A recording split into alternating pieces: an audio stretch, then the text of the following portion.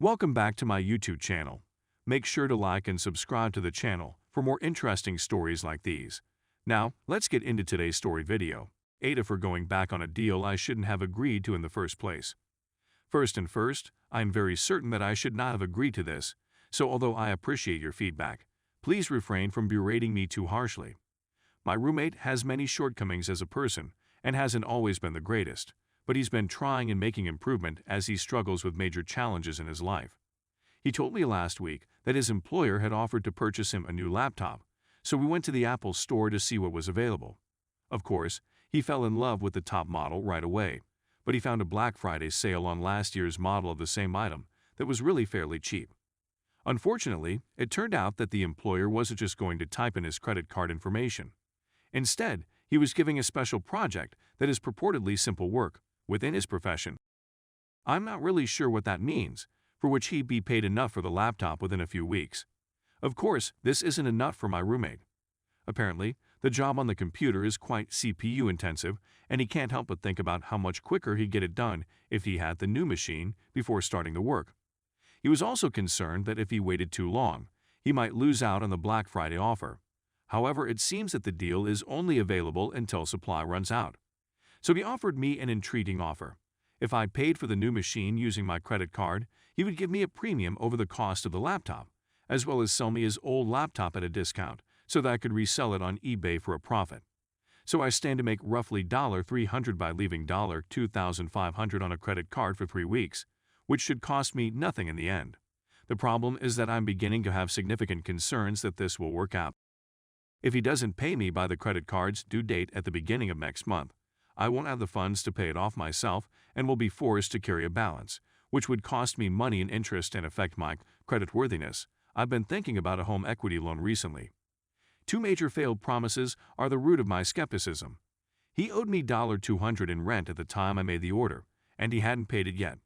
He also performs some side work for me and promised to complete a project for me by yesterday night. When I returned home, he was sleeping on the sofa, and the project was still unfinished. I opted to adjust the delivery choices at FedEx to avoid the laptop from being delivered before I received my money and papers. It's now concealed in my vehicle, and I'm really contemplating going to the Apple store to return it and wash my hands of the situation. I informed him this morning that I would keep the laptop until I got the money and the papers, and that I would demand him to sign a legal contract. But the more I think about it, the more I want to tell him that the entire thing is a shambles. At 1:00 this afternoon, he finally sent a half-completed paper to me, and I had to spend an hour editing it before I could submit it. I'm going to be chastised for submitting it so late.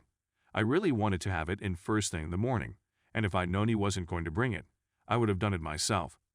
I depended on his word, on something reasonably basic. These papers shouldn't take more than 2 or 3 hours, and I handed him the project on Monday, and he let me down. So at this point, I'm simply scared that if I go through with this agreement, I'll be burnt. Is it me who is the jerk if I back out of it? Is it honor-bound for me to follow through since we have made a handshake agreement, or am I justified in reneging because his conduct has caused me to hesitate? Edit 1. I've decided to cancel the arranged transaction. I went to the store and returned the machine, so it's no longer physically in my possession. I still haven't spoken to the person about it. I'm terrified of it, but I'm trying my best to mentally prepare for it. Edit 2. It becomes much better in the second edit. I went to take a little sip of bourbon from the bottle I'd kept on my nightstand for a few days last night, and it looked curiously light. This corresponded with my roommate seeming inebriated, despite the fact that there were no empty containers in sight. So, before going for dinner today, I arranged everything in a manner that I could readily recognize. When I arrived home from supper, the bottle had shifted. So it turns out we have deeper issues, and I'm so pleased I listened to the suggestion to return the laptop. Update 1. That article was about a peculiar favor my roommate duped me into performing for him, purchasing a laptop on my credit card with the expectation of repayment when he was compensated for the job the laptop would allow him to accomplish. The opinion of this community and everyone else I spoke with was that my roommate was manipulating me and that I was a jerk for breaking the arrangement, but I truly didn't have an option. I decided to intercept the cargo and hold it until we could further examine the situation, and I offered him the option to refund the money he already owed me. I didn't openly ask him for money.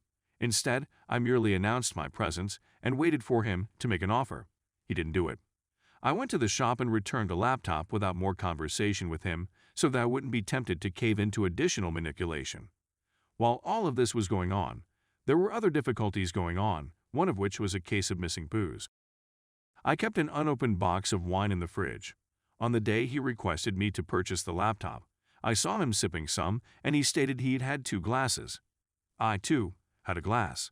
I went to pick up the box the following day to check how much was left, and it was almost empty. I took it out of the kitchen. I needed a drink, and since the wine was gone, I went to a bottle of bourbon I'd only just opened in my bedroom, which was half empty.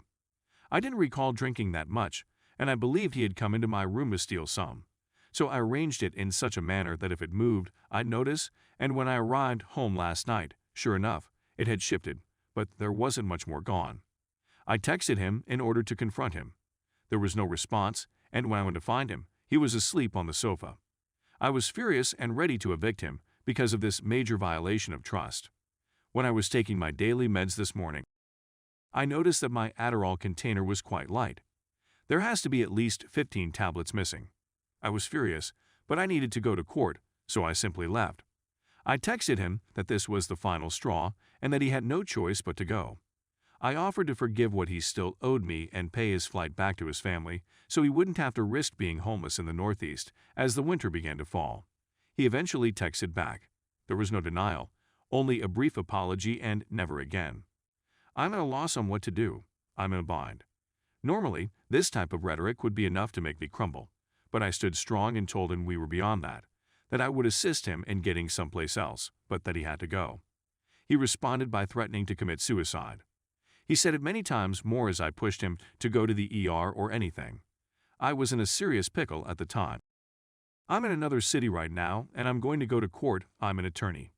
I couldn't exactly quit work to go take care of him, but I couldn't ignore a suicide threat. I decided to contact the local police and request that they go check on him. I gave them my address and consented to them entering the home to check on him.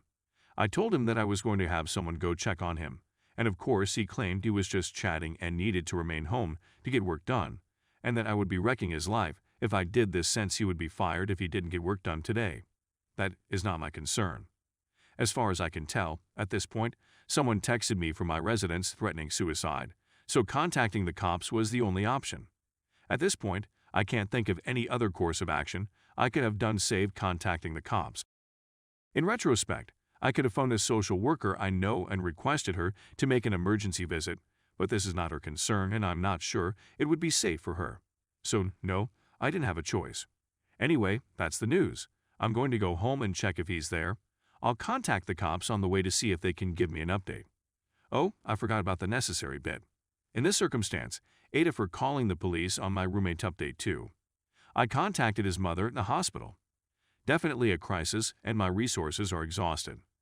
The mother expresses gratitude and adds she was thinking about doing the same based on her understanding of the scenario. I'll see what I can do to help him keep his job. I'll visit him when the hospital calls to tell me whether he's admitted or discharged. If he's discharged, I'll encourage him to focus on work in crisis mode for a day or two. If he's admitted, I'll figure out how to send a message to the boss and make a vague statement about a medical emergency. Under such conditions, I doubt the person wouldn't be understanding, although his tolerance has probably been tested to the same extent as mine.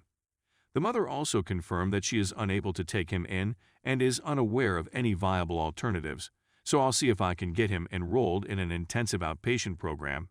If he is committed to getting serious help, I will let him stay for a while until he is better able to care for himself, but I will erect more boundary enforcements.